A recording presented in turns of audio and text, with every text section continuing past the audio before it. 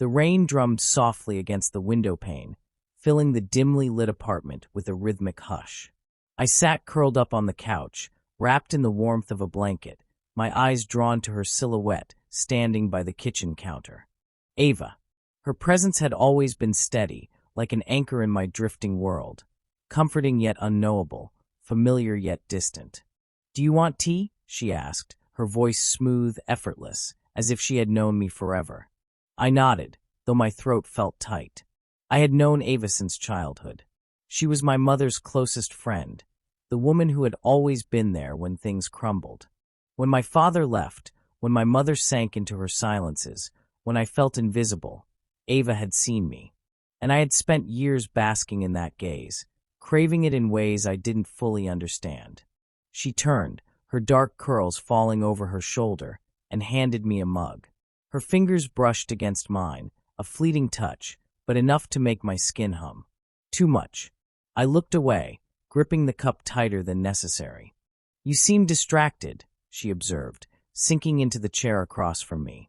Her hazel eyes searched mine, unspoken questions hanging between us. I hesitated. There was so much I wanted to say, about the way she made me feel, about the way my chest tightened whenever she was near. But what could I say? That I was drawn to her in ways that I shouldn't be? That I found solace in her voice, her touch, her presence, even when it felt like I was crossing a line I couldn't define? Instead, I smiled, forcing my voice into something light. "Just tired." She didn't look convinced, but she didn't push. That was Ava. She always seemed to know when to hold back, when to let things be. And yet, something about tonight felt different. The air between us crackled with an unspoken tension, one I had never dared to acknowledge. Had it always been there, lurking beneath years of quiet moments, careful glances, and lingering touches? Or was it just my mind weaving something out of nothing? Ava leaned forward, resting her chin on her hand. "You know you can talk to me, right?" I nodded, but the words wouldn't come. She exhaled softly, reaching for my hand. This time, she didn't let go. Her thumb traced slow circles over my skin, and I couldn't breathe. "You're not a kid anymore," she murmured. "You don't have to hide from me." The world tilted. My heart pounded against my ribs, but I didn't pull away. For the first time, I wondered, had I been the only one feeling this? Or had she always known? I swallowed hard, struggling against the storm brewing inside me. I had spent years seeing Ava as my protector, my safe place. But tonight something shifted, and I wasn't sure if I was ready for what came next. The silence between us stretched, thick with something unspoken. Ava's fingers remained over mine, her touch featherlight yet unyielding. The warmth of her skin sent a shiver through me, not of cold, but of something I didn't yet have the courage to name. She smiled, but it was different now, softer, almost knowing. "You always overthink things," she said, tilting her head slightly. Maybe she was right. Maybe this was just in my head. Maybe the way my heart stumbled when she looked at me was a trick of my own longing. But then she let go, only to tuck a stray strand of my hair behind my ear, her fingers lingering against my cheek. I froze. This was different. My voice faltered, my thoughts tangled between right and wrong, between what I wanted and what I feared. Ava didn't move away. "Breathe," she whispered. I did, but it didn't help. I was drowning in the closeness of her, in the way she smelled of jasmine and something distinctly her own. Then, she leaned in, just enough for me to feel her breath against my skin. The world shrank to this moment, to the inches between us, to the way my pulse pounded like a warning I couldn't heed. And then it was gone. She pulled back, standing as if nothing had happened. As if she hadn't just shattered the foundation of everything I thought I knew. "You should get some rest," she said, her voice light, unaffected. I nodded, but my mind was a storm, my body betraying me with the way it ached for her presence to return. The night passed in restless fragments.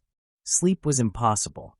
My thoughts churned, replaying every moment, dissecting every glance, every touch. Was I imagining it? Had she truly looked at me that way? Or was I foolishly weaving meaning into something that wasn't there? Morning came too soon. The apartment was filled with the scent of coffee, But Ava was nowhere in sight. Instead, a note sat on the kitchen counter. Had to step out. See you tonight. Simple. Casual. As if last night hadn't happened. But something had shifted. I felt it in the pit of my stomach, in the way my chest tightened with something dangerously close to anticipation. By the time night fell, I was ready to see her again. Ready for answers. Ready to understand what this was, what it could be. But Ava wasn't alone when she returned. She walked through the door with someone else, a man. He was tall, effortlessly handsome, and when she turned to him, she smiled in a way that knocked the air from my lungs. The same way she had smiled at me last night. Something inside me cracked. And for the first time, I wondered, had I been wrong about everything? The room felt smaller with him in it. Him. A stranger. Someone I hadn't even known existed in Ava's world. And yet, here he was, standing too close, laughing too easily, slipping into a space I thought had belonged to me alone. Ava's smile, the one that had unraveled me the night before, was now his to claim. And she gave it freely. "Hey," she said, glancing at me as if nothing had changed. As if she hadn't leaned in, hadn't touched me like she was afraid to let go. I forced a nod, my stomach twisting. "Hey." He turned toward me, extending a hand. "Liam," he introduced himself, his voice warm, unassuming. I hesitated before shaking it, my grip weaker than I intended. My thoughts scrambled for logic, for answers. Had I imagined everything? Had I mistaken kindness for something deeper? Had I let my own longing distort reality?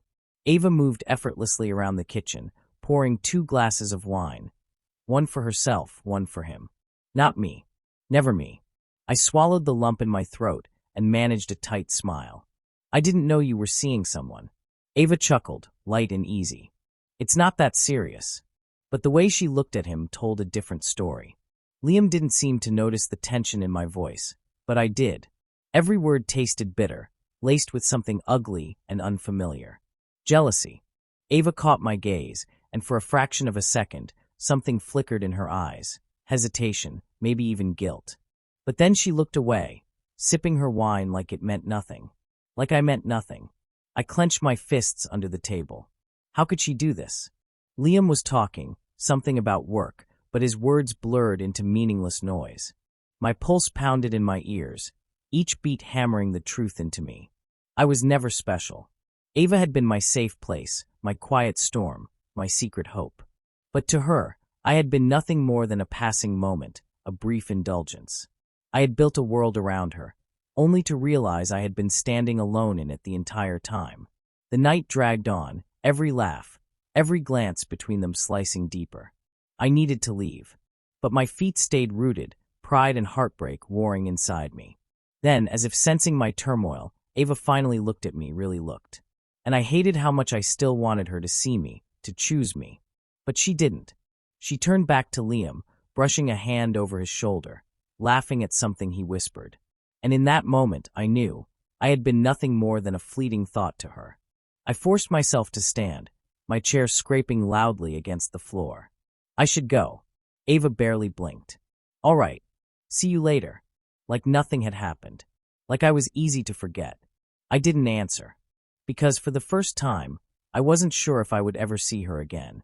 The cold air outside did nothing to numb the fire raging inside me.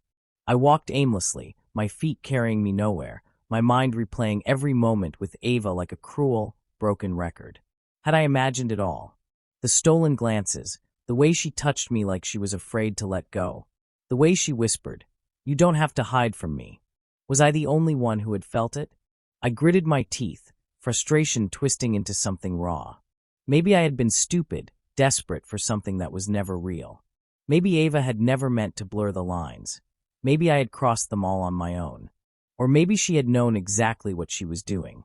The thought hit like a knife to the ribs. Had I just been an ego boost? A game? A distraction until someone better came along?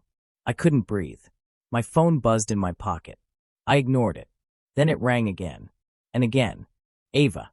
I stared at her name on the screen, my chest tight with something dangerously close to hope. But why? What could she possibly say to make this hurt less? I answered but said nothing. She sighed on the other end. "You just left." A hollow laugh escaped me. What was I supposed to do? Sit there and watch you with him? Silence. Then softer. I didn't mean to hurt you. But she had. She had shattered me without hesitation, without even acknowledging the storm she had stirred inside me. Then why did you do it? My voice cracked, but I didn't care. Why did you look at me that way? Why did you touch me like I meant something? She hesitated. That was enough of an answer. I clenched my jaw. You knew, didn't you? Another pause. I exhaled sharply, shaking my head. Forget it. She said my name, soft, almost pleading. But it wasn't enough. It never would be. I forced a bitter smile she couldn't see. I was just a moment for you, wasn't I? She didn't deny it. That was all I needed. I hung up. The wind howled around me, but I felt nothing. I had spent so long craving her, needing her, but she had never been mine to begin with. And finally, I understood. I had been chasing a ghost, loving someone who had only ever seen me as an afterthought. I wouldn't make that mistake again. The ache in my chest remained, but as I turned and walked away, I knew one thing for certain. I was done waiting for Ava to love me back.